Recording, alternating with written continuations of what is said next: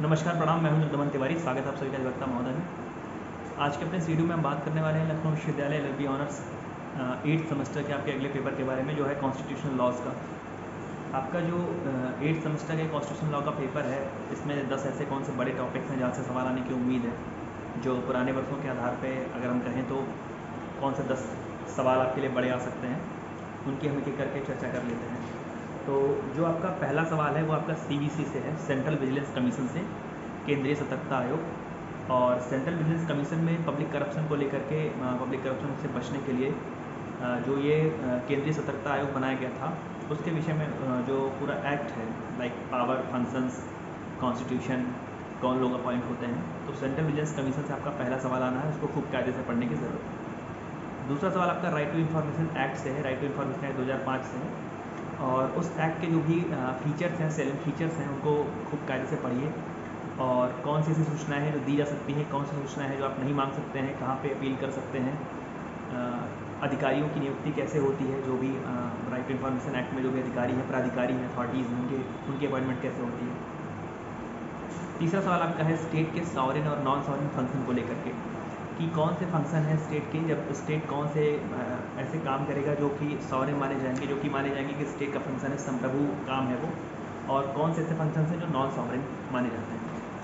अगला सवाल आपका पार्लियामेंट्री प्रिविलेजेस से है, संसदीय विशेषाधिकार जो कि संसद के सदस्यों को मिले हुए हैं, सदन को मिले हुए हैं, तो कौन से विशेषाधिकार हैं, कॉन्स्टिट्यूशन में कहाँ पे दिए हैं, 105 में है।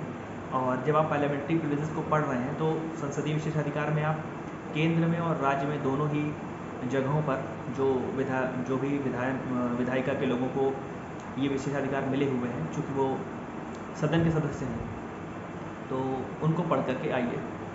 अगला सवाल आपका है informal method of settlement of dispute से, जो भी डिस्प्यूट को सेटल करने के एक कोर्ट है तरीका उसका, उसके अलावा जो इनफॉर्मल मेथड हैं, जो भी जो नए चलन में जो चीज़ें हैं जहाँ से आप विवादों का अपना निपटारा करवा सकते हैं, तो वो वाला सवाल आपके लिए ज़रूरी है, informal method of settlement of dispute. अगला सवाल आपका है लेजिटिमेट एक्सपेक्टेशन से।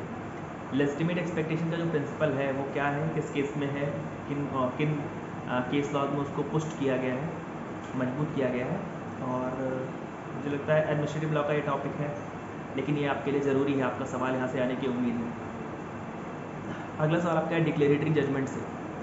और जब हम डिक्लेरेटरी जजमेंट पढ़ रहे हैं तो भले ही आपके कॉन्स्टिट्यूशनल लॉ का विषय है, लेकिन यहाँ पे आपको स्पेसिफिक रिलीफ एक्ट में सेक्शन 34 और कोड ऑफ सिविल प्रोसीजर में ऑर्डर 39 दोनों की मदद से आपको अपना जवाब लिखना है, डिक्लेरेटरी जजमेंट वाला।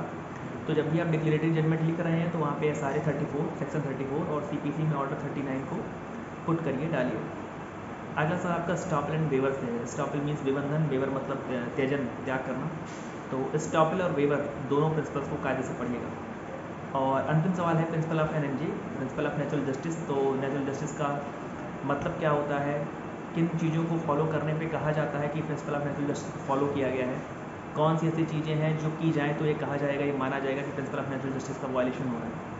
तो ये आपके 10 सवाल हैं। मैं एक बार फिर से दोहरा दूँ तो सीवीसी से आपका एक सवाल आना है, सेंट्रल विजिलेंस कमीशन से, right information act, CVC right information act, sovereign non sovereign functions of state, parliamentary privileges, और लोकपाल और लोकायुक्त सवाल आना, मुझे लगता है शायद रह गया था ये।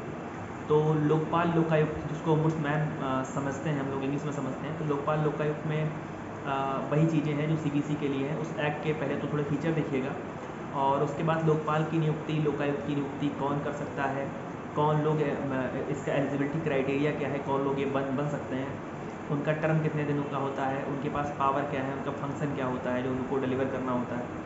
तो लोकपाल लोकायुक्त को भी पढ़िएगा, ज़रूरी है आपके लिए। अगला सवाल आपका है informal method of settlement of dispute से, विवादों के निपटारे के जो अन्य माध्यम हैं उनसे सवाल है। लेजिटिमेट एक्सपेक्टेशन से सवाल आपका है अंडर एडमिनिस्ट्रेटिव लॉ।